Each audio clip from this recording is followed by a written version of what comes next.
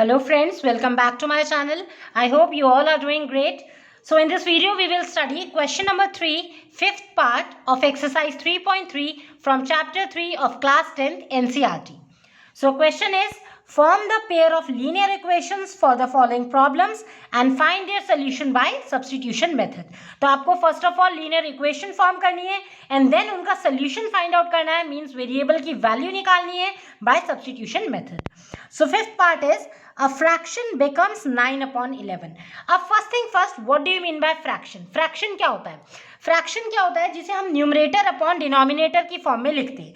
जिन numbers को हम p bye q मतलब न्यूमरेटर बाय डिनोमिनेटर की फॉर्म में लिखते हैं, दैट इज कॉल्ड फ्रैक्शन. जैसे आपका हो गया 2/3, this is a fraction. 6/5, this is a fraction. Like that, मतलब जिसमें न्यूमरेटर और डिनोमिनेटर, मतलब अपर पार्ट को कहते हैं न्यूमरेटर और जो लोअर पार्ट होता है उसे denominator. That means numerator upon denominator, इसे क्या बोलते हैं? Complete fraction. So fraction is a part of a whole. Complete part का एक भाग होता है, पार्ट होता है, and it consist of numerator and denominator. So question में क्या बोला है? एक फ्रैक्शन है जो 9/11 बन जाता है if 2 is added to both the numerator and the denominator. अगर हम उस फ्रैक्शन में के न्यूमरेटर में भी और डिनोमिनेटर में भी 2 को ऐड करते हैं तो फ्रैक्शन की इक्वल टू वैल्यू हो जाती है 9/11. This is the first condition. And second बोल रहे हैं, if 3 is added to both the numerator and denominator, it becomes 5/6. और अगर हम 3 ऐड करते हैं न्यूमरेटर एंड डिनोमिनेटर में तो वैल्यू हो जाती है फ्रैक्शन की 5/6. सो कह रहे हैं फाइंड द फ्रैक्शन. वो फ्रैक्शन कौन सा है? सो नाउ हमें ये तो पता चल गया कि फ्रैक्शन बनता है न्यूमरेटर एंड डिनोमिनेटर से, बट ना तो हमें न्यूमरेटर की वैल्यू पता है ना डिनोमिनेटर की. फर्स्ट ऑफ ऑल हम न्यूमरेटर को x और डिनोमिनेटर को y एज्यूम कर लेते हैं, तो फ्रैक्शन क्या बन जाएगा? Numerator upon denominator, that is x upon y. और उसके बाद हम अपनी कंडीशन के अकॉर्डिंग इक्वेशन फ्रेम करेंगे. सो जैसे आपको पता है जो भी हमें फाइंड आउट करना पड़ता है, फर्स्ट ऑफ ऑल उसे आप लेट कर लो. So let numerator of given fraction is x, denominator of given fraction is y. तो हमारा रिक्वायर्ड फ्रैक्शन क्या हो जाएगा? Numerator upon denominator, that is x upon y. So now अब हम अकॉर्डिंग टू क्वेश्चन कंडीशंस लिखेंगे. सो फर्स्ट कंडीशन में क्या बोल रहे हैं? A fraction becomes 9/11. जो फ्रैक्शन है वो 9/11 बन जाता है. फ्रैक्शन क्या है? x upon y, right. वो क्या बन जाता है? 9/11, मतलब इक्वल टू हो गया 9/11 के. व्हेन कब बनता है? If 2 is added to both the numerator and the denominator. अगर हम 2 ऐड करते हैं न्यूमरेटर एंड डिनोमिनेटर दोनों में, न्यूमरेटर क्या है? x, उसमें भी 2 ऐड किया, डिनोमिनेटर क्या है? y, उसमें भी आपने 2 ऐड किया. सो यही कंडीशन है कि फ्रैक्शन बन गया 9/11 व्हेन न्यूमरेटर और डिनोमिनेटर में आपने 2 ऐड किया. एंड सेकेंड कंडीशन में क्या बोल रहे हैं आपका? If 3 is added to both the numerator and denominator, अगर 3 ऐड करते हैं न्यूमरेटर एंड डिनोमिनेटर में, तो न्यूमरेटर क्या है? x, या उसमें 3 ऐड किया, डिनोमिनेटर क्या है? y, उसमें भी 3 ऐड किया, तो इस टाइम फ्रैक्शन क्या बनेगा? इट क्या है? फ्रैक्शन. इट बिकम्स 5/6, मतलब इक्वल टू हो गया 5/6. So you have to find the value of fraction. Fraction की वैल्यू निकालनी मीन्स x अपॉन y की वैल्यू. x एंड y आ जाएंगे तो उसे अपॉन फॉर्म में लिख देंगे, that is your required fraction. अब सबसे पहले आपको इसका मतलब इक्वेशन को सॉल्व करना है, तो ये तो सॉल्व फॉर्म में नहीं है, दिस इज फ्रैक्शनल फॉर्म. तो सबसे पहले इसे सॉल्व फॉर्म में करने के लिए आपको इसको इक्वेशन को सॉल्व करना पड़ेगा. You do this cross multiplication. दोनों इक्वेशन में आप क्रॉस मल्टीप्लीकेशन कर लेंगे तो ये क्या हो जाएगा? देखिए 11 की मल्टीप्लाई करेंगे आप न्यूमरेटर यानी कि x प्लस 2 से, लाइकवाइज 9 की मल्टीप्लाई हो जाएगी y प्लस 2 के साथ, राइट. सो ये हो जाएगा 11 into x, that is 11x, plus 11 into 2, that is 22, equals to 9 into y, that is 9y, plus 9 into 2, that is 18. अब वेरिएबल्स को एक साइड में कर लीजिए तो ये हो जाएगा आपके पास 11x प्लस 9y. जब शिफ्ट होगा लेफ्ट साइड, ये बन गया माइनस का 9y, equals to this is 18 plus 22. जब राइट साइड शिफ्ट करेंगे इट बिकम्स माइनस का 22. सो सॉल्व करने पे आएगा 11x minus 9y is equals to 18 minus 22. Plus minus is minus, 18 के आगे कोई साइन नहीं, दैट मीन्स प्लस. सो 22 में से 18 जब हम माइनस करेंगे that is equals to 4, but since 22 is greater sign आएगा माइनस का. So 11x minus 9y equal to -4. This is your first equation. इसको हमने सॉल्व कर लिया. राइट, इसे इक्वेशन नंबर 1 एज्यूम कर लिया। लाइकवाइज आप इक्वेशन नंबर 2 को सॉल्व करेंगे।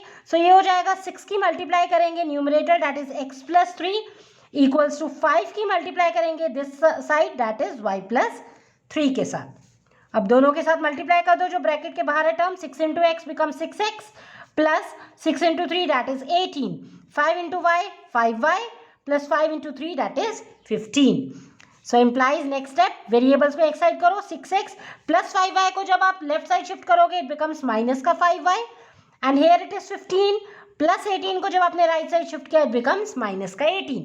सो क्या आ गई value, 6x minus 5y equals to 15 minus 18 plus minus is minus, 18 minus 15 is 3 but since 18 is greater sign रहेगा माइनस का साथ में। So this is your equation number 2। अब आपके पास दोनों इक्वेशंस आ गए, दैट मीन्स आपने फॉर्म कर दिया, उन्होंने बोला ना form the pair of linear equation. So first part तो हो गया, आपने फॉर्म कर दिया linear equation.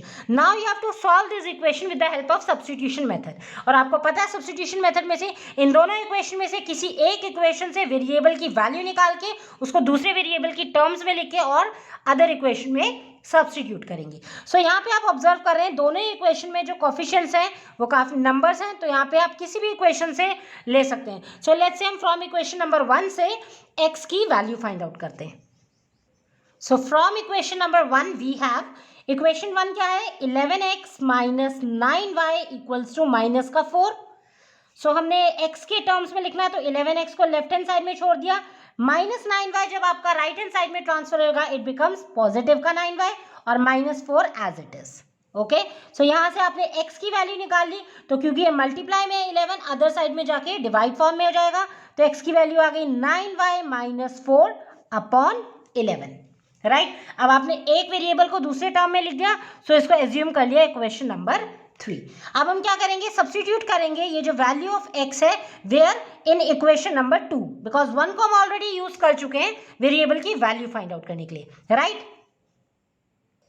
So write down now substitute value of x in equation number 2। तो इक्वेशन 2 क्या है, 6x minus 5y equal to minus 3, यहाँ पे हमने लिख लिया। राइट, अब हम क्या करेंगे, x की जगह ये वाली वैल्यू पुट करेंगे 9y minus 4 upon 11। So put it here, ये हो जाएगा इम्प्लाइज 6 इंटू एक्स के प्लेस में आपने पुट कर दिया 9y minus 4 upon 11। Okay, minus 5y as it is equals to minus का 3। नाउ ये कैंसिल नहीं हो सकता 6 और 11, तो सिंपली आपको न्यूमरेटर को इस नंबर को 6 को ऊपर न्यूमरेटर से आपने मल्टीप्लाई कर देना है with both the terms. 6 into 9 that is 54, साथ में है y 54y माइनस 6 4 जा 24 upon 11 as it is, this is minus 5 equal to minus का 3। अब हम क्या करेंगे, एलसीएम लेके सॉल्व करेंगे, तो 5y के नीचे कोई फ्रैक्शन नहीं तो अपने आप से आपने लगा दिया upon 1। Okay, so next step हो गया आपके पास 11 और 1 का एलसीएम लिया तो 11 ही रहेगा। ओके, सो यहाँ पे आपने चेक करना है 11 हाउ मच जा 11, 11 1 जा 11, तो दैट मीन्स 1 की इंटू होगी न्यूमरेटर में, ये एज इट इज रह जाएगा 54y minus 24 minus sign 1 how much जा 11, 1 11 जा 11, 11 इंटू 5 दैट इज 55, साथ में y इक्वल्स टू माइनस का 3। अब सॉल्व कर लेंगे 54y और माइनस का 55y, ये दोनों लाइक टर्म्स है, इन्हें सॉल्व कर लो। 54 के आगे कोई साइन नहीं है, that means plus, plus minus is minus, 55 minus 54 is 1, और but because 55 is greater sign आएगा माइनस का, तो माइनस का 1, no need to write 1, that means minus का y आ गया, this is minus 24 as it is जो मिडल में है अपॉन 11 इक्वल टू माइनस का 3। ओके, अब क्या करेंगे, इस 11 की क्रॉस मल्टीप्लाई में आपने मल्टीप्लाई कर दिया ऊपर, तो आ जाएगा minus y minus 24 equals to 11 into minus का 3। तो इम्प्लाइज नेक्स्ट स्टेप क्या हो गया, minus y minus 24 11 into 3 that is 33, साथ में माइनस का साइन। ओके, तो इम्प्लाइज y की वेरिएबल की वैल्यू निकालनी है, माइनस के साथ में माइनस y इधर ही रखो लेफ्ट साइड, इक्वल टू के बाद माइनस 33 और माइनस 24 को राइट साइड में शिफ्ट किया तो बन गया प्लस का 24। Right, so next step minus y equals two plus minus is minus 33 में से आप 24 माइनस करेंगे, ये आ जाएगा आपके पास 9, but since 33 is greater sign आएगा माइनस का। अब यहाँ से क्या हो जाएगा, दोनों माइनस माइनस साइन आप कैंसिल कर देंगे from both the sides. Right, तो इम्प्लाइज y की वैल्यू कितनी आ गई 9। Okay, so this is your value of y. अब हम इस वैल्यू ऑफ y को कहाँ सब्स्टिट्यूट करेंगे? In equation number 3. ये जो इक्वेशन नंबर 3 थी आपकी, इसमें to get the value of x. Okay, so now substitute value of y. ये जो वैल्यू निकालिए in equation number 3. So equation number 3 क्या है आपके पास? ये है x equals to 9y minus 4/11. तो यहाँ पे हमने लिख लिया है इक्वेशन को, x equals to 9y minus 4/11. जहाँ पे y है वहाँ आप सब्स्टिट्यूट करेंगे 9. तो implies x is equals to, y की जगह 9 किया तो 9 इंटू 9 माइनस का 4/11 इज इक्वल्स टू 9 9 ज़ा 81 माइनस 4/11. सो इम्प्लाइज x की वैल्यू कितनी आ गई? 81 माइनस 4 दैट इज 77 अपॉन में क्या है? 11. अभी कैंसिल हो जाएगा 11 77 से, 11 7 ज़ा 77. तो इम्प्लाइज x की वैल्यू कितनी आ गई? 7. राइट. सो अब x की वैल्यू आ गई 7 और y की वैल्यू आ गई 9. सो आपका रिक्वायर्ड फ्रैक्शन क्या था? x upon y. तो x 7 है, y 9 है, दैट मीन्स रिक्वायर्ड फ्रैक्शन कितना हो गया आपके पास? 7/9. Right? So write hence line, hence required fraction is x upon y, that is 7/9. So that's it. This was your 5th part. I hope आपको अच्छे से समझ में आ गया है. जस्ट इक्वेशन आपको अच्छे से फ्रेम करनी है एंड मेन थिंग इसमें था कैलकुलेशन पार्ट. अगर आपका थोड़ा भी माइनस प्लस यहाँ से वहाँ हुआ तो दैट मीन्स आपका कहीं ना कहीं एरर आ जाएगा. Right. So practice as much as you can. Calculation की अच्छे से प्रैक्टिस करें और इक्वेशन एक बार फ्रेम कर लेंगे. So it's very much easy. So I hope आपको अच्छे से समझ में आ गया होगा. स्टिल आप कहीं स्टक हो रहे हैं, कोई भी डाउट आ रहा है, you can definitely ask to me in comment section. I will reply there. And guys, if you like my content, please like, share and subscribe the channel and hit the notification bell so that मेरी daily video की updates आपको सबसे पहले मिल जाए. Thank you.